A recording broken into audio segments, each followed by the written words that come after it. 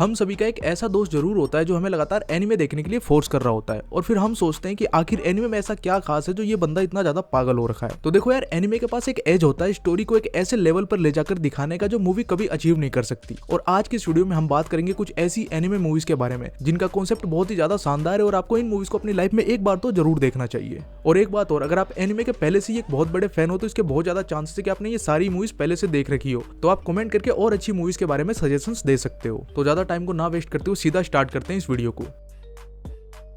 हमारी लिस्ट की पहली मूवी है अ साइलेंट वॉइस। ये मूवी 2016 में आई थी, जिसमें हमें कहानी दिखाई गई है सोको नाम की एक लड़की की जो बोल और सुन नहीं सकती है और इसीलिए सोया नाम का लड़का उसकी स्कूल में उसे काफी ज्यादा परेशान किया करता है। और इसी वजह से सोका इतनी ज्यादा परेशान हो जाती है कि उसे अपना स्कूल छोड़ना पड़ता है। और सोका के स्कूल छोड़कर चले जाने के बाद पूरा स्कूल उस लड़के से हेट करने लग जाता है। सभी को यही लगता है कि सोका उस लड़के की वजह से स्कूल छोड़कर चली गई है।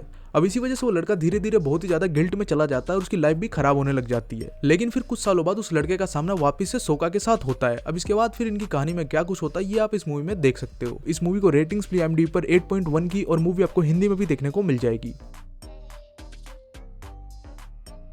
अगली मूवी है ग्रेव ऑफ द फायरफ्लाइज। ये 1988 में आई एक वॉर ड्रामा मूवी है। बहुत सारे ऐसे लोग होते हैं जो वॉर को एक एडवेंचर और एक प्राइड की तरह देखते हैं, लेकिन वॉर कितना ज्यादा खतरनाक हो सकता है ये आप इस मूवी में देखोगे। इस मूवी में वर्ल्ड वॉर 2 के टाइम के जापान को दिखाया गया है, जिसमें हमें कहानी दिखाई गई है दो बच्चों की जो भाई बहन होते हैं और इन दोनों के पेरेंट्स नहीं होते हैं, इसलिए इन दोनों को आपस में एक दूसरे का ख्याल रखना होता है। अब एक ऐसी सिचुएशन जहां पर हर कोई बस जिंदा रहना चाहता है और कोई किसी की मदद नहीं कर रहा होता है, इस सिचुएशन में ये दो बच्चे अपने आप को बचाने के लिए क्या कुछ करते हैं ये आप इस मूवी में देख सकते हो। The grave of the fireflies आज तक की सबसे बेस्ट एनिमे मूवीज में से एक है जो आपको काफी ज्यादा हंसाती है और बहुत ही ज्यादा रुलाती भी है और हमारा सामना एक ऐसी रियलिटी से कराती है कि वॉर की सिचुएशन में सोसाइटी का पर्सपेक्टिव किस तरह से चेंज हो जाता है। इस मूवी को रेटिंग्स मिली IMDb पर 8.5 की और मूवी आपको हिंदी में देखने को मिल जाएगी।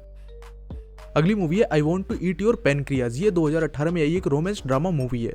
इस मूवी में कहानी दिखाई गई सकुना नाम की एक लड़की की जिसे एक ऐसी बीमारी होती है जिसमें वो बहुत ही जल्द मरने वाली होती है, लेकिन इसके बावजूद भी उसकी लाइफ में जितने भी बचे हुए दिन होते हैं उन्हें वो काफी खुशी से जीना चाहती है और इसी वजह से सकुरा सभी लोगों के साथ काफी अच्छे से रहती है। और इसी में हमें कहानी दिखाई गई एक लड़के की जिसे सकुरा का ये नेचर बिल्कुल भी पसंद नहीं आता है कि वो सभी के साथ इतना ज्यादा खुलकर कैसे रहती है। लेकिन जब उसे सकुरा की बीमारी के बारे में पता चलता है तो उसका पर्सपेक्टिव पूरी तरह से बदल जाता है, जिसके बाद इन दोनों की नजदीकियां बढ़ने लग जाती है। अब इसके बाद फिर कहानी में आगे क्या होता है ये आप इस मूवी में देख सकते हो। ये मूवी बहुत ही ज्यादा शानदार है और आपको ये मूवी एंड तक अपने साथ इतना ज्यादा इन्वॉल्व कर लेती है कि आप अपने इमोशंस को एंड में रोक ही नहीं पाते हो। और ये मूवी एंड में हमें लाइफ के कुछ ऐसे लेसन्स देकर जाती है कि हो सकता है कि हमारा लाइफ के प्रति नजरिया ही चेंज हो जाए। इस मूवी को रेटिंग्स मिली हुई है IMDb पर 8.0 की और मूवी आपको हिंदी में भी देखने को मिल जाएगी।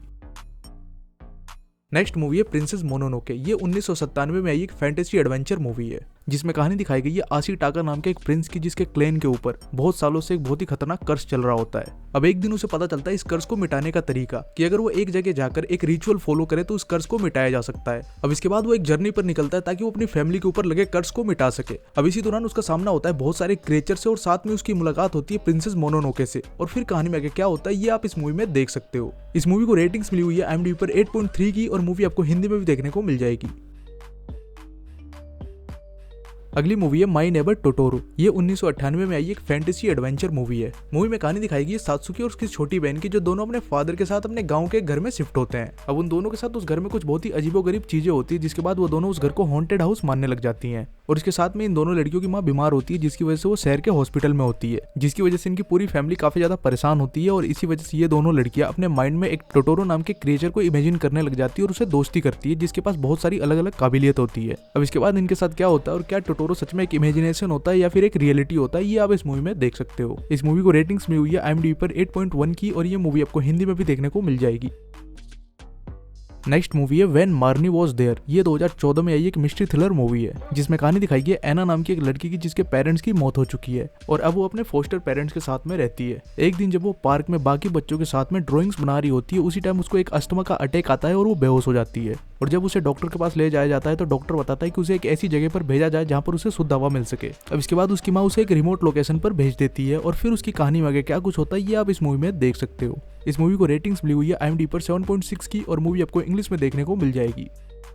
अगली मूवी है वेदरिंग विद यू। ये 2019 में आई एक फैंटेसी ड्रामा मूवी है। मूवी में कहानी दिखाई गई है होडाका नाम के एक टीनेजर लड़के की जो अपने घर से भागकर टोक्यो में आ गया है। लेकिन अब वो टोक्यो तो आ चुका है, लेकिन यहाँ पर उसे समझ नहीं आ रहा होता है कि वो क्या करे, और फिर वो जॉब की तलाश में इधर उधर भटक रहा होता है। और फिर बहुत मेहनत करने के बाद आखिरी में उसको एक जॉब मिलती है जिसमें उसको आर्टिकल लिखने का काम करना होता है। और उसे आर्टिकल लिखना होता है सनशाइन गर्ल पर, जिसके पास कुछ ऐसी पावर्स होती है जिसमें वो वेदर को मैनिपुलेट कर सकती है और बारिश को हटाकर धूप को ला सकती है। अब इसके बाद उसकी मुलाकात होती है सनशाइन गर्ल से जिसका नाम हिना होता है। अब इसके बाद इनके बीच किस तरह का कनेक्शन बनता है और कहानी में आगे क्या होता है ये आप इस मूवी में देख सकते हो। इस मूवी को रेटिंग्स मिली हुई है IMDb पर 7.5 की, और मूवी आपको हिंदी में भी देखने को मिल जाएगी। नेक्स्ट मूवी है फ्लेवर्स ऑफ यूथ। ये 2018 में आई एक रोमांस ड्रामा मूवी है। इस मूवी में हमें 3 अलग अलग छोटी छोटी कहानियों को दिखाया गया है जो बेस्ड है चाइना की 3 अलग अलग सिटीज पे, जिसमें हमें देखने को मिलती है चाइना के कल्चर और ट्रेडिशंस की कुछ कहानियां, जिसमें फूड, क्लॉथ और हाउसिंग को मेंशन किया गया है, जिनमें हमें चाइना के यूथ कल्चर को दिखाने की कोशिश की गई है। इस मूवी को रेटिंग्स मिली हुई है IMDb पर 6.6 की, और मूवी आपको इंग्लिश में देखने को मिल जाएगी।